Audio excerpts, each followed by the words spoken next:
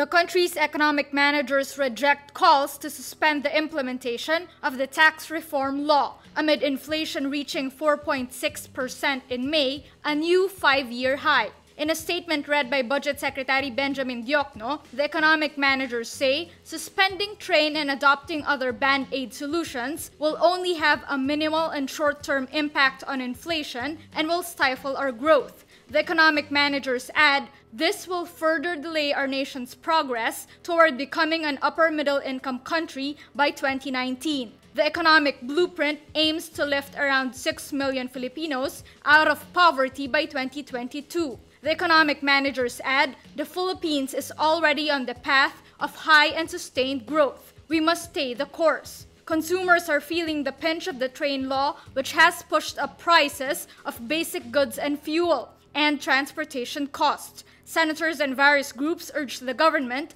to suspend the imposition of the trade law or at the least excise taxes on fuel amid skyrocketing prices. To ease the burden on consumers, the economic manager says the Department of Energy is in talks with oil companies to give discounts to public transport groups, while the Transportation Department is finalizing the guidelines for fuel subsidies under train. Former President Benigno Aquino III says China violated its 2002 agreement with the Association of Southeast Asian Nations, or ASEAN, to ease tensions in the South China Sea.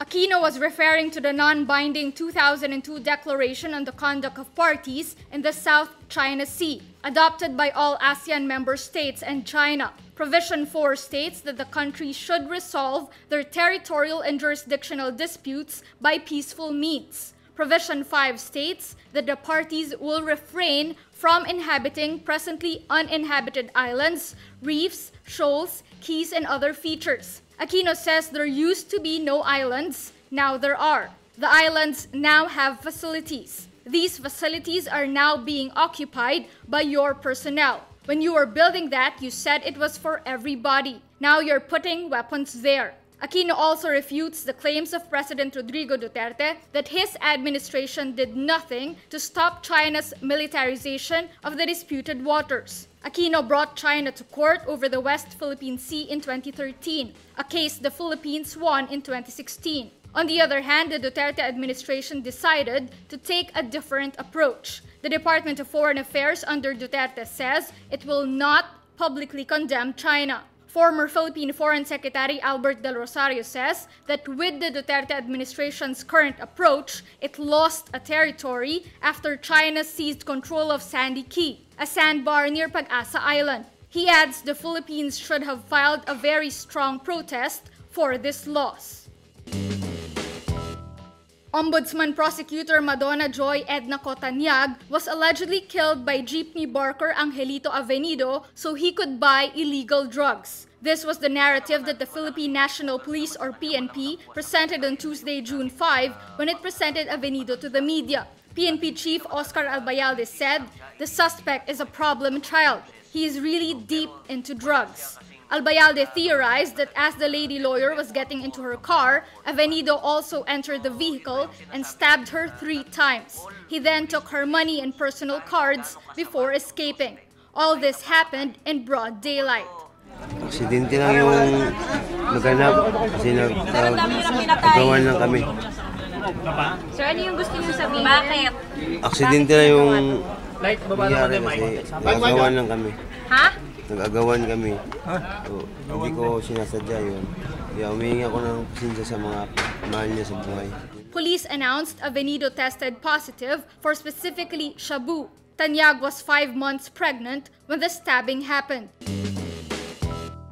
Malacanang says the outrage over President Rodrigo Duterte's controversial kiss with a married overseas Filipino worker is unwarranted because the lady was honored by it.